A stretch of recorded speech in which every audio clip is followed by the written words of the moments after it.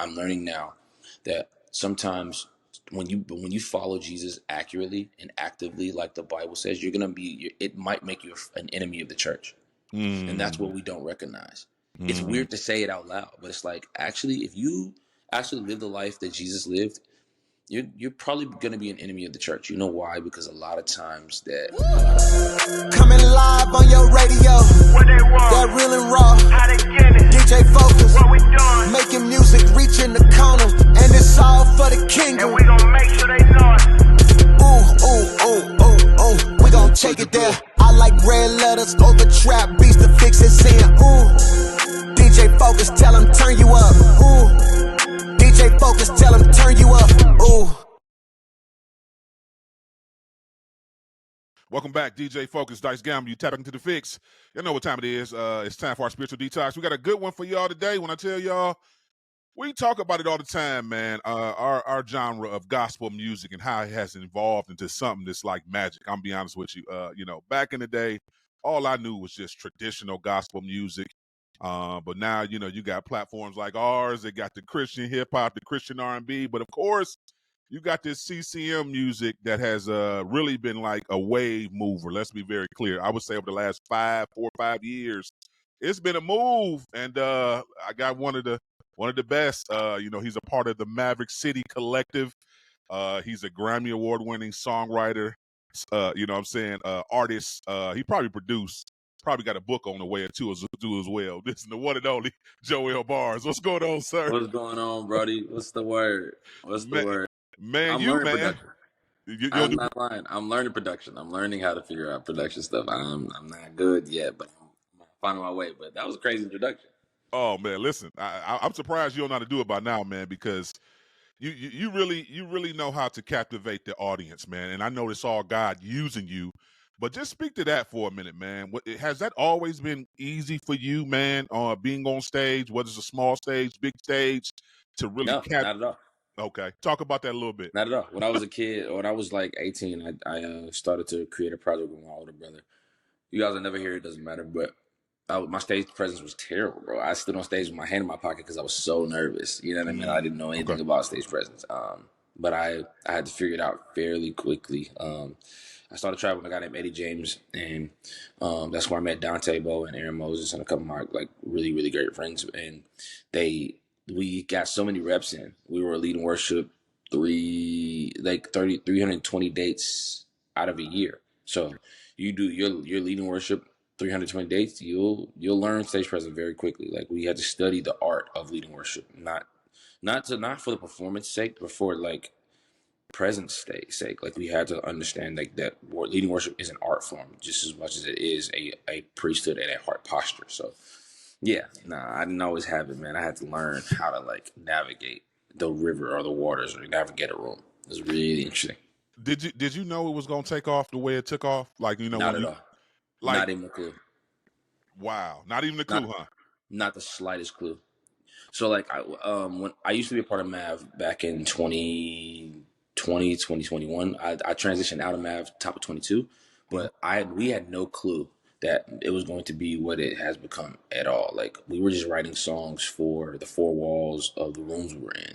Like when we wrote Promises, man, I had no idea it was going to become what it became today. Like I was just writing a song with my friends, like with Carrington and Kayla and Lemuel, and we were writing to encourage ourselves. Like we were in a season of waiting. Like you gotta think at that time it was like 2019, and we were always like holding on to like promises that we hadn't seen yet.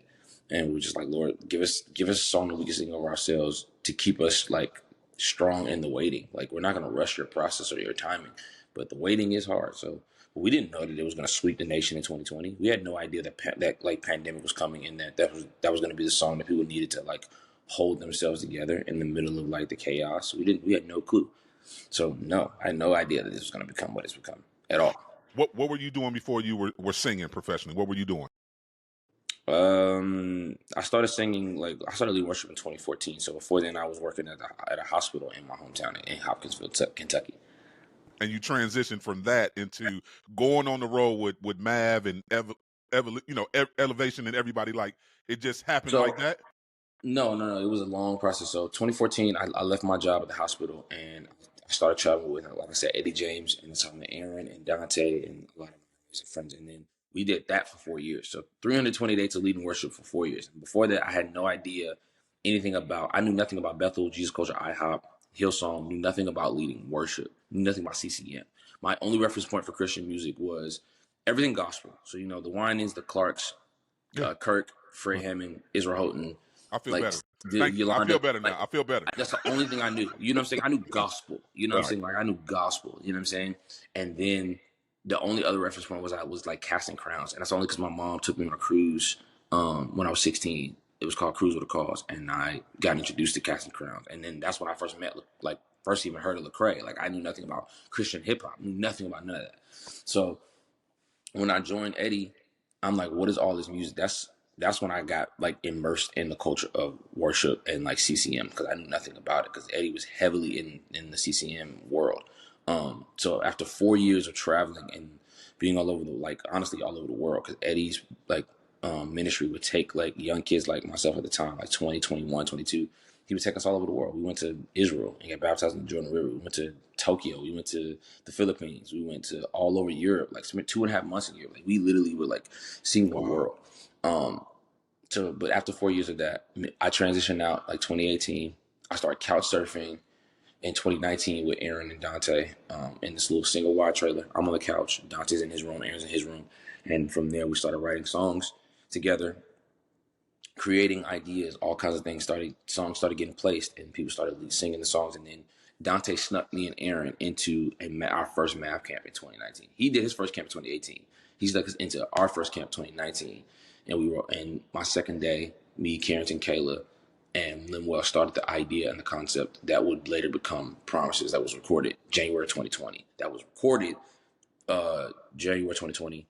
April released, and we released in April of 2020, and then it swept the nation by the end of 2020 into 21. So that was literally like a 5-6 year process. You know what I'm saying? Like it was crazy, and we didn't know that it was going to become what it became. Like we had no clue. Like, but yeah, that's how I even got involved in all of this stuff, and then from there came Miracles and with Elevation, and from there came This Is the Gospel with Rhythm and Wrong About You with Israel Houghton and all the songs you're hearing now. Like I had no clue that I would be where I am at all. What was it surreal to win that Grammy? The Grammy, not when you got the nom and then also y'all won it. Like, what was that feeling like when you knew you got a Grammy under your belt?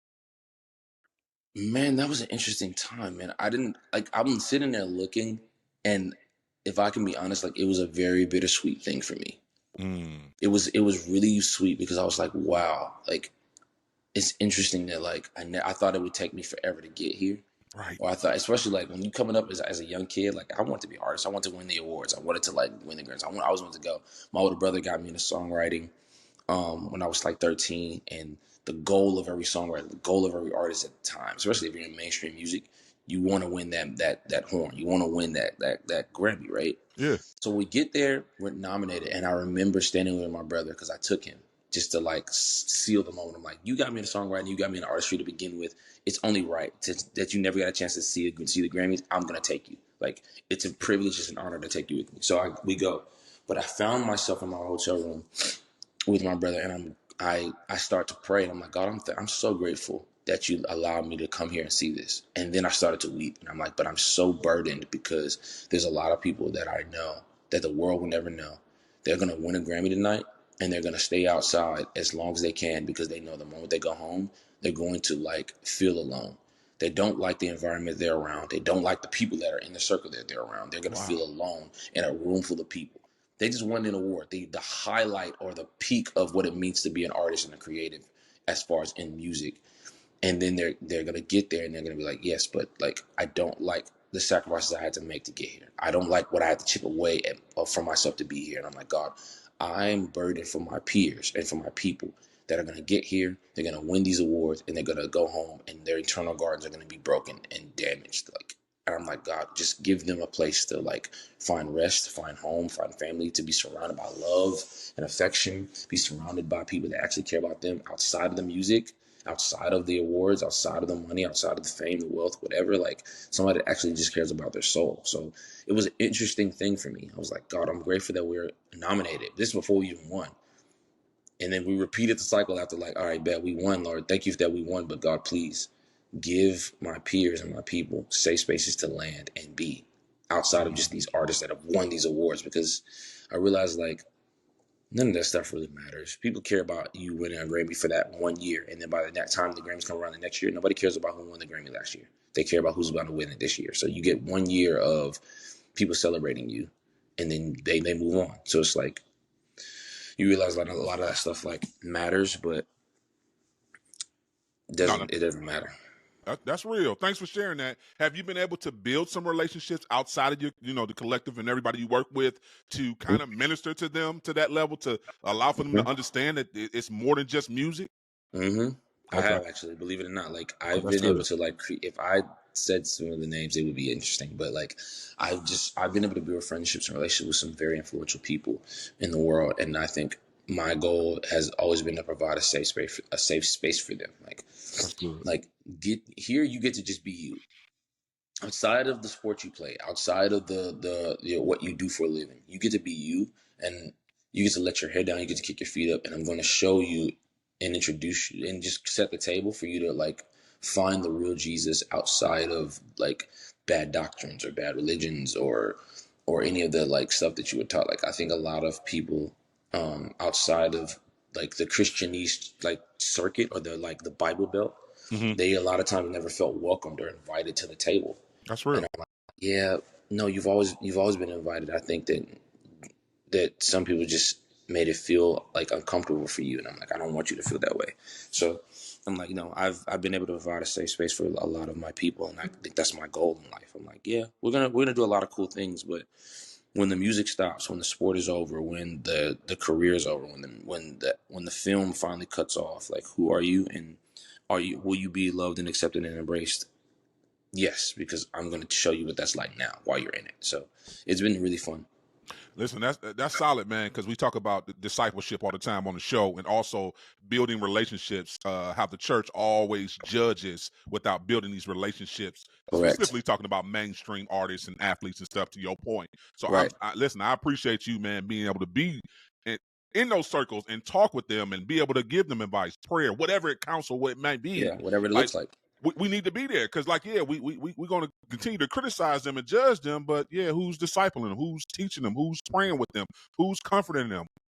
Jesus doesn't get this title friend of sinners unless he hangs out with people that the church considers sinners. Yes. They did that to pick on him. Like, you got to understand, like, and I think that's what I'm learning now.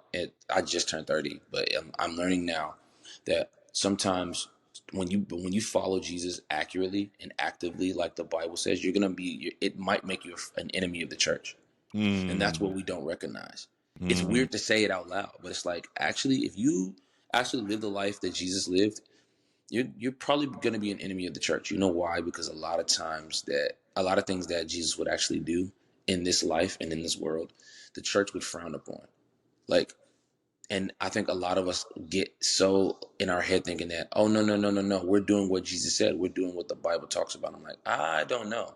I don't think Jesus would host outreach on the church parking lot. That's not outreach. I don't think, like, we're doing so much trying to like reach the people that look like us and sound like us and smell like us. That's like, we're just like patting each other on the back, and we already know like how we at least know the way to get to Jesus. There's a lot of people that don't know.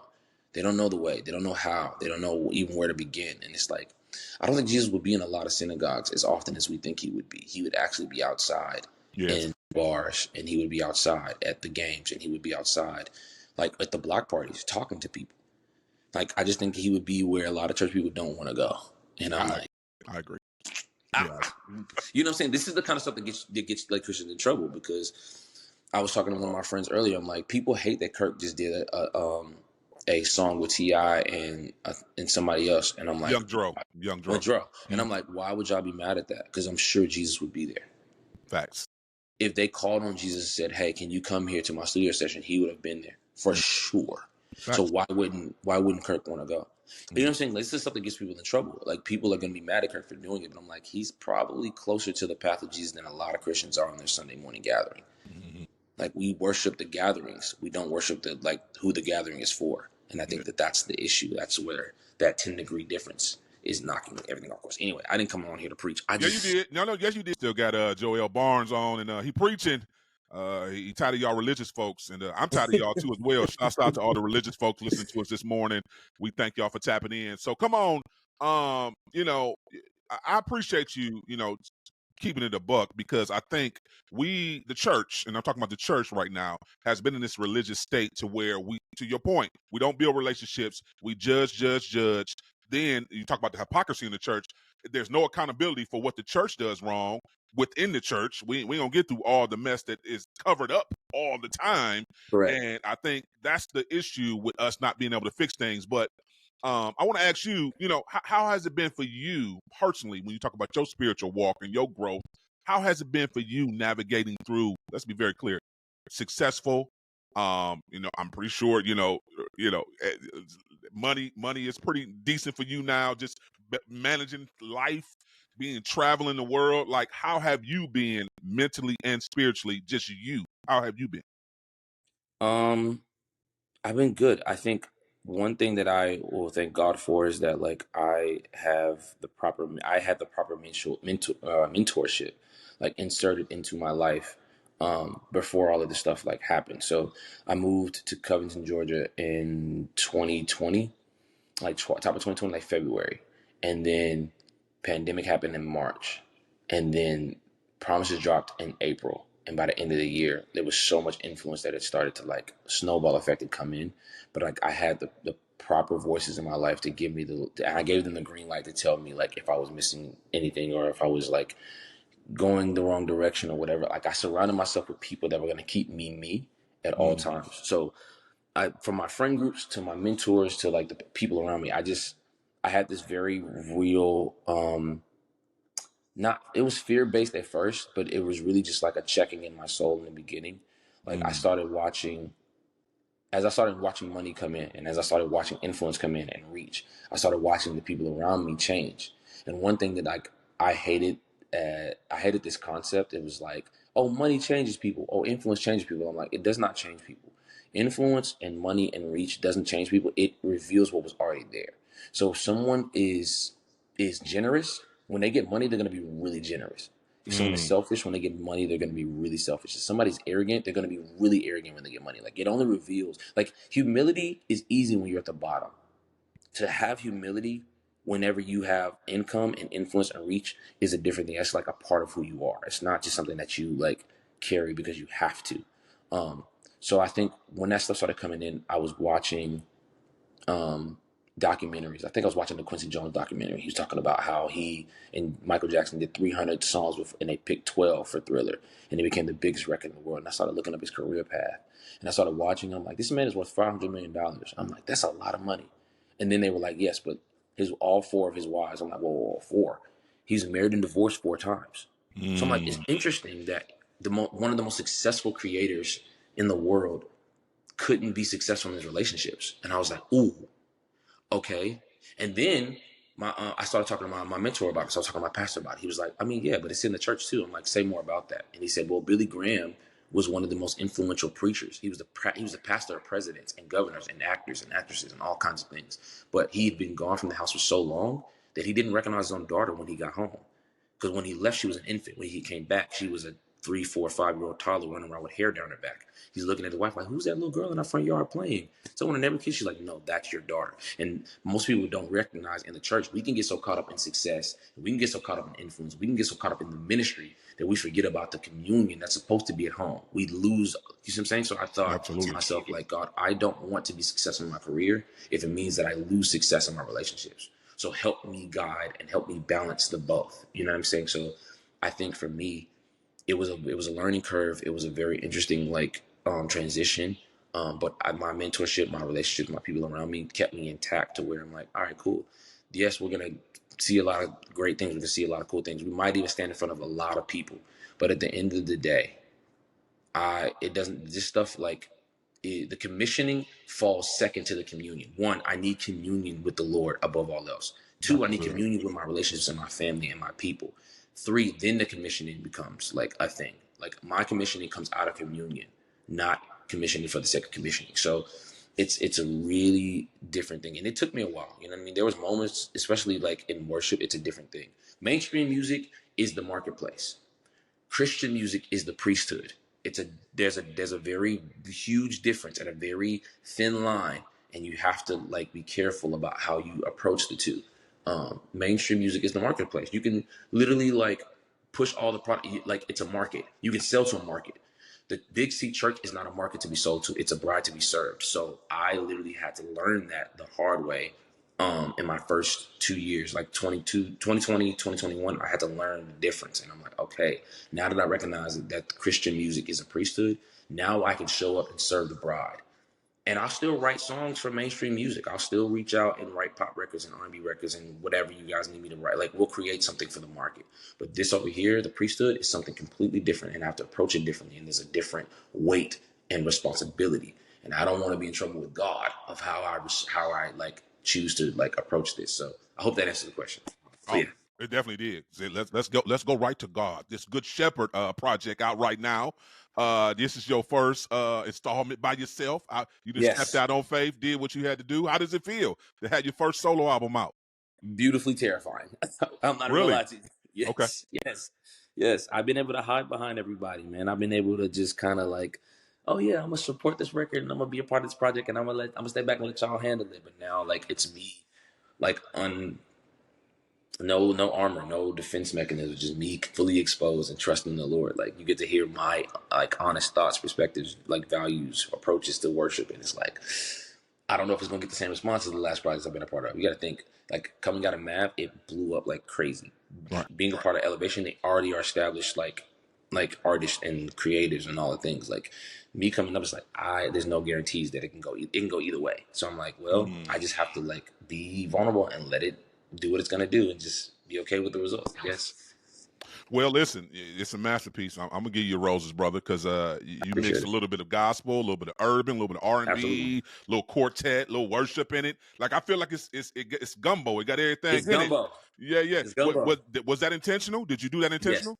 Okay. Yes. Me and Taiwan, Mac, shout out to Taiwan, he produced it. We decided to give them gumbo on purpose because all of that is a part of me. Like, I love pop music, hide and seek. I love Roll It Over, which is quartet root. Like, I grew up singing quartet music. You know what I'm saying? Like, I grew up with gospel music. Like, I'm like, I have to create what I naturally like hear in my head. So we literally created gumbo on purpose so that it can be something for everyone. Everybody's at the table. Like, we wanted to create a spread of food per se, like in music, that like anybody can put the table and you can find exactly what you need. Like, there's something for everybody here. Like, I'm going to serve something amazing anyway. Well, come on. I'm gonna break down a few of these songs before we get you out of here, man. Some of my favorites. Roll It Over. Walk us through your Like, inspiration for that, man, because it's different. it is very different. It's very like quartet with like a very like 70s groove kind of vibe, that like bass line heavy, like you got the tambourine and all the things. I think me and Emma Pierce wrote Roll It Over, and she was just like, I feel like we need to like give them something that will remind them how good God is. Like, you can cast your cares. Like, there's a lot of people that are carrying a lot of heavy things, traumas, triggers, experiences, all kinds of things that they're just carrying burdens. And she's like, I want to remind them, like, no, you can cast your cares on him. He's strong enough to carry them. You're going to be crushed by them if you don't hand them over.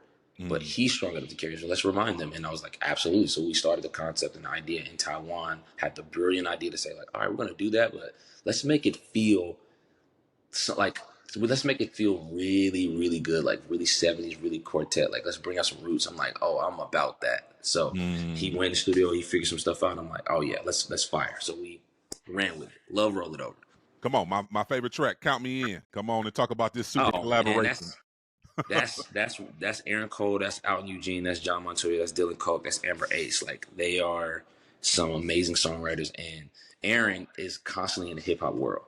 But we're constantly saying, like, Aaron, you need to sing more too. So he's like, all right, bet, like, let's figure something out. So they showed me the original concept and idea for Count Me In, and I was like, ooh, I like this. I really like this.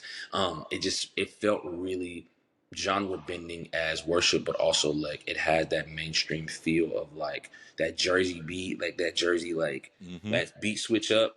But it was also very like not like it's very like not urban, but like up to date as far as like millennials and Gen Z and Gen X. Like, no, this is the kind of language that we would say. Like, nah, count me in. I'm about that. Like, it's very, you know what I'm saying? It's new age. It's not just like we have something old school and roll it over. Then we have something very new age and count me in. It's like, oh, okay, cool. Just like we're gonna serve our seasoned saints, we're gonna serve our generation too. So it was a very like ping pong kind of thing.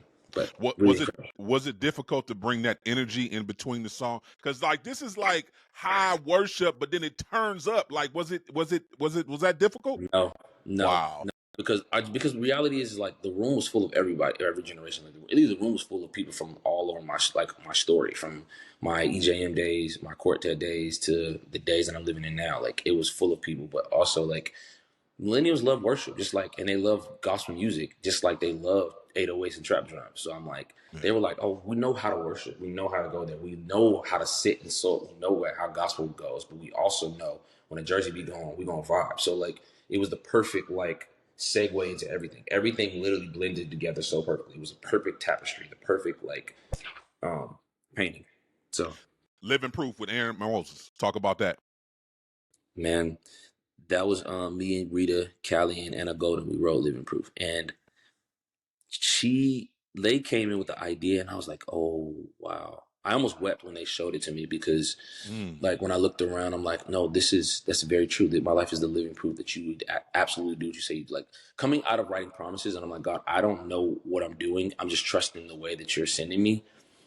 Like, but we'll see. Like I haven't seen it yet, but then living proof is the other side of promises. Like, no, I've seen it. I'm now looking at my feet and looking around the world I'm in. I'm like, oh no, I'm living in the proof that you literally keep your word. When you say it, I can stand on it. I can believe it because I'm standing in it now. So for anybody else that needs to be inspired, look around and you'll literally see that God will keep his word every single time that he says it. It might not be when you want it, but then one day you'll look up and you look around and you're like, oh no, I'm living in the promise that you made me. And that's a different feeling. It's like to go from walking toward it to it being under your feet is a completely different like concept. It's a completely different like wave of like thanksgiving in your heart. You're like, God, you actually kept your word. To go from the promise of going to Disney World as a kid to actually walking onto the property, Right. seeing the sign go over the top of your car as you're driving through, different thing. Wow.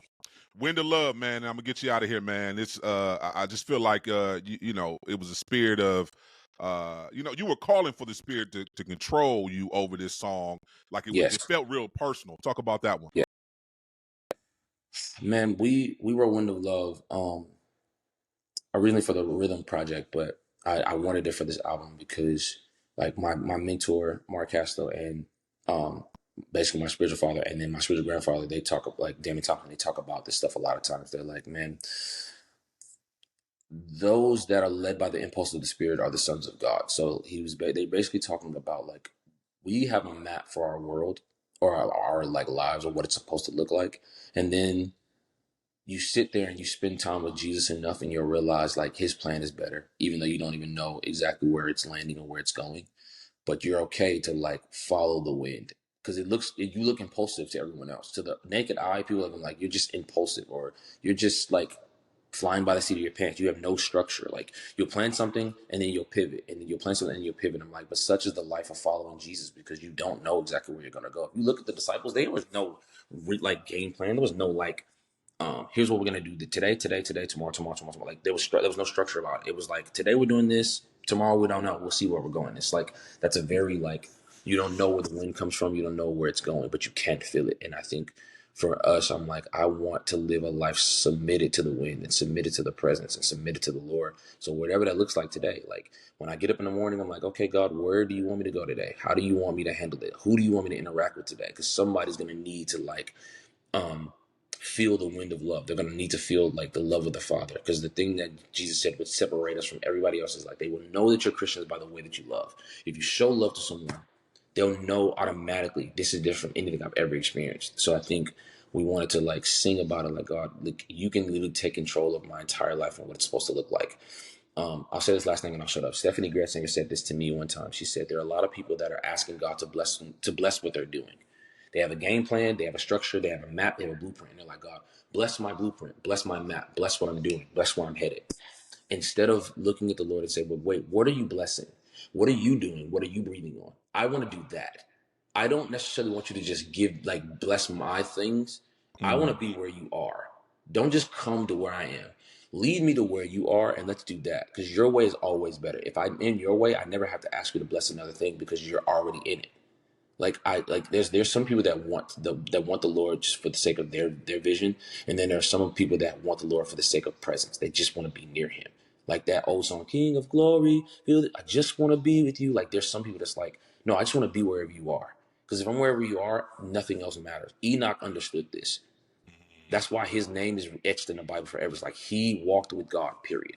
And he didn't open the Red Sea. He didn't open a blind eye. He didn't call fire from heaven. He just walked with God, and he's remembered in history forever for just walking with him. And I'm like, there's some people that just want to walk with God. So the whole point of Wind of Love is like, I want to be with you. In storms, in calmness, and stillness, I want to be with you. So that's the whole point of Wind of Love. Anyway. Listen, I appreciate you, man. I got to get you back, man, because I promise you preaching, man. You welcome anytime back, man. Come on and tell the people, man, how to connect with you, man. Follow you on all your social media platforms, and please, come on, introduce this track with you and Aaron Cole for me. Okay, cool. So you can find me everywhere at Joel Barnes on all DSPs, Apple Music, Spotify, Amazon, Google Play, all the things. You can find me at all social media, and even on Twitch and on PlayStation Network at I am Joe _L. So if you want to catch any work in Madden, any work is okay. You can follow me on that on the PSN. If you want to watch me play these games, you can follow me on Twitch. But if you just want to enjoy the something in my spirit. You said that, man. I got to pull up on you. Something in my spirit. Pull up Lord, on me, brother. We can play it. I'm Oh, about it. I just got 25, so you let me know what you want to do. But yeah, how you find me. And then we're about to drop it right now. This is me and Aaron Cole. Count me in. It is on the album The Good Shepherd. If you haven't listened to it yet, go listen to the album. I promise you it'll bless you. Keep it locked. You tune into The Fixx. You know The Fixx is in.